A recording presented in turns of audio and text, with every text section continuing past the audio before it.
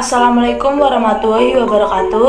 Perkenalkan, nama saya Aisyah Yudiana Dewi, kelas 12 MIPA 6, nomor presensi 2. Kali ini saya akan melakukan uji praktikum kimia. Judul praktikum kali ini adalah uji korosi pada besi. Tujuan praktikum kali ini adalah untuk mengetahui terjadinya korosi pada besi dan faktor-faktor yang mempengaruhinya. Korosi adalah kerusakan atau degradasi logam akibat reaksi redoks antara suatu logam dengan berbagai zat di lingkungannya yang menghasilkan senyawa-senyawa yang tidak dikehendaki. Dalam bahasa sehari-hari, korosi disebut perkaratan. Contoh korosi yang paling lazim adalah perkaratan besi. Pada peristiwa korosi, logam mengalami oksidasi, sedangkan oksigen atau udara mengalami reduksi. Faktor-faktor yang mempengaruhi proses perkaratan dapat dibagi dua, yaitu faktor utama dan faktor pendukung. Faktor utama meliputi gas oksigen dan air. Faktor pendukung meliputi keterlibatan zat elektrolit, asam, basa, dan garam, permukaan besi yang tidak merata, serta pemanasan. Korosi pada besi terjadi karena kontak dengan air. Oleh sebab itu, tanpa oksigen atau awap air, korosi tidak dapat terjadi.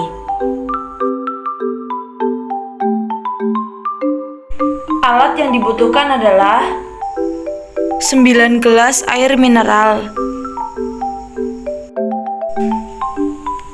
1 gelas beling, 10 paku yang baru yang memiliki ukuran setinggi jari telunjuk,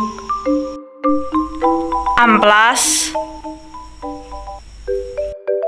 19 lembar plastik bening, 9 karet gelang. Bahan yang dibutuhkan adalah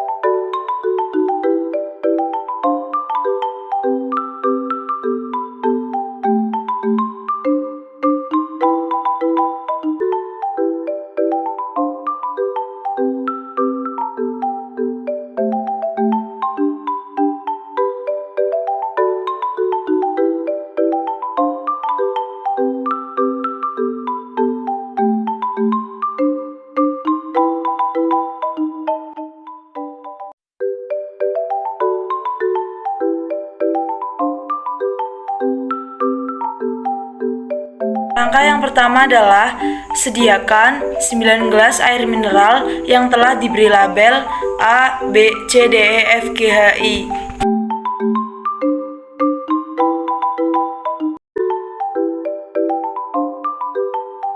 Kemudian, sediakan 1 gelas beling yang telah diberi label J.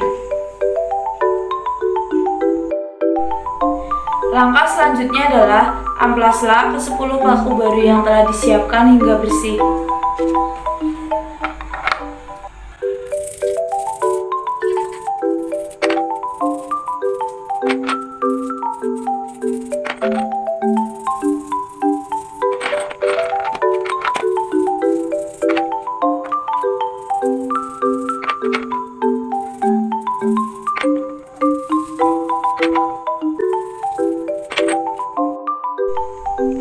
Langkah selanjutnya adalah masukkan satu persatu paku yang telah diamplas ke dalam gelas yang telah diberi label.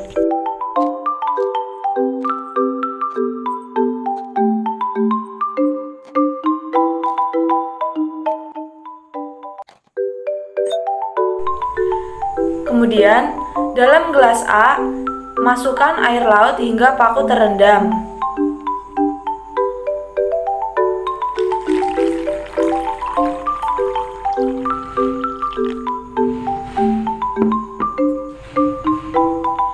Setelah itu, tutuplah gelas menggunakan plastik bening dan ikatlah dengan karet gelang hingga gelas tertutup rapat.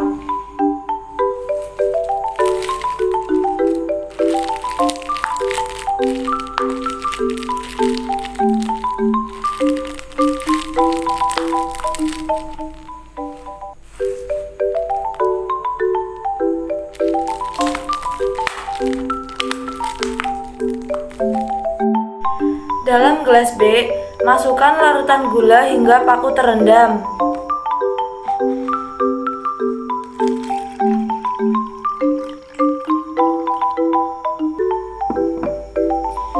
Setelah itu, tutuplah gelas menggunakan plastik bening dan ikatlah dengan karet gelang hingga tertutup rapat.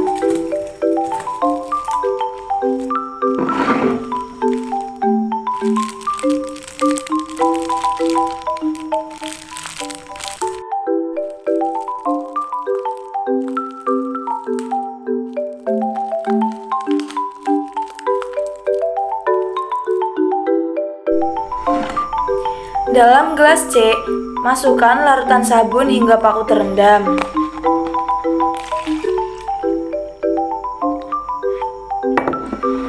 Kemudian, tutuplah gelas menggunakan plastik bening dan ikatlah dengan karet gelang hingga gelas tertutup rapat.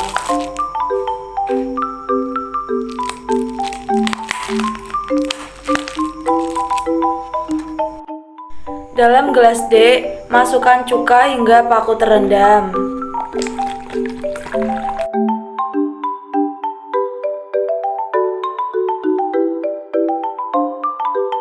Kemudian, tutuplah gelas menggunakan plastik bening dan ikatlah dengan karet gelang hingga gelas tertutup rapat.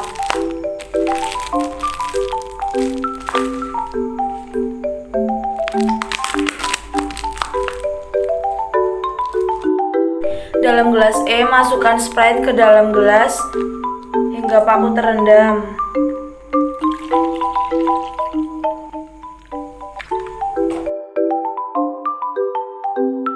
Kemudian, tutuplah gelas menggunakan plastik bening dan ikatlah dengan karet gelang hingga gelas tertutup rapat.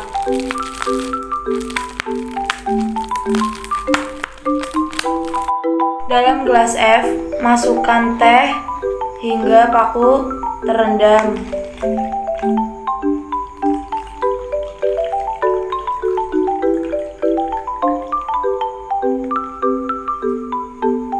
Setelah itu, tutuplah menggunakan plastik bening dan ikatlah dengan karet gelang hingga gelas tertutup rapat.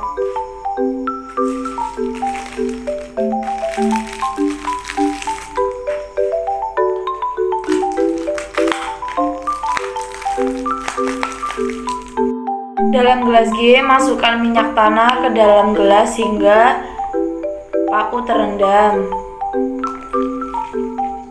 Kemudian tutuplah gelas G menggunakan plastik bening dan ikatlah dengan karet gelang hingga tertutup rapat.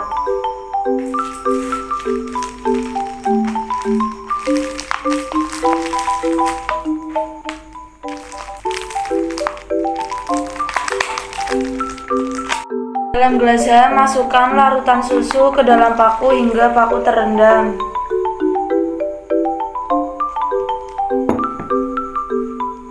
Dan tutuplah gelas menggunakan plastik bening, kemudian ikat gelas tersebut hingga tertutup rapat.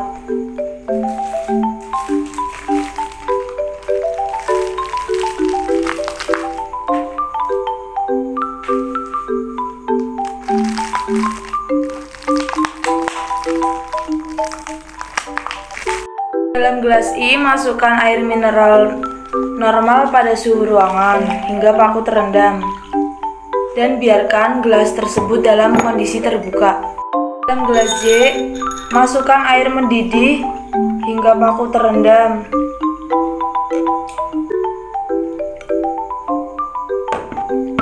Kemudian tutup menggunakan plastik bening dan diikat dengan karet.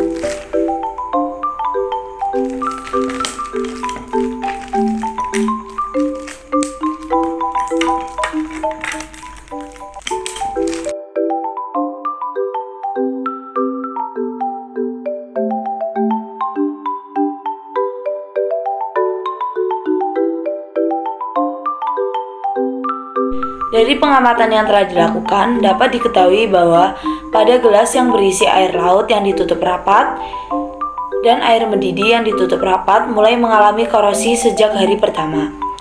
Korosi pada paku yang diletakkan di dalam air teh tertutup sampai hari ke-15 mengalami perkaratan di seluruh bagian atau badan paku. Pengkaratan terjadi karena keberadaan elektrolit dapat mempercepat laju korosi. Konsentrasi elektrolit yang besar dapat meningkatkan laju aliran elektron sehingga laju korosi meningkat. Temperatur mempengaruhi kecepatan reaksi redoks pada peristiwa korosi. Secara umum, semakin tinggi temperatur maka semakin cepat terjadinya korosi. Hal ini disebabkan dengan meningkatnya temperatur maka meningkatnya pula energi kinetik partikel, sehingga kemungkinan terjadinya tumbukan efektif pada reaksi redoks semakin besar dan laju korosi pada logam semakin meningkat. Adanya H2O juga membuat paku besi menjadi korosi. Soal yang pertama, apakah pada tabung berisi paku berkarat terdapat oksigen dan air? Jawabannya, iya. Pada tabung berisi paku berkarat terdapat oksigen dan air, karena korosi terjadi lebih mudah jika suatu logam bereaksi dengan udara yang ada di sekitar. Jadi, korosi akan lebih cepat terjadi jika oksigen bereaksi dengan mengoksidasi logam tertentu yang cukup reaktif seperti besi. Korosi juga akan terjadi jika pereduksinya adalah air atau H2O, sehingga logam lebih mudah reaktif jika telah berinteraksi dengan air atau O2. Soal yang kedua, apakah pada tabung tempat paku tidak berkarat tidak terdapat oksigen atau air? Jawabannya iya. Pada tabung yang berisi paku yang tidak berkarat tidak terdapat oksigen dan air. Hal ini karena korosi sendiri disebabkan oleh oksigen dan air. Bila mana tidak ada oksigen dan air, maka proses korosi tidak akan terjadi. Kesimpulan pada praktikum kali ini adalah yang pertama, korosi pada logam besi disebabkan karena adanya oksigen dan air. Yang kedua, kecepatan dan jumlah korosi didukung oleh berbagai faktor. Sekian video praktikum dari saya. Terima kasih. Wassalamualaikum warahmatullahi wabarakatuh.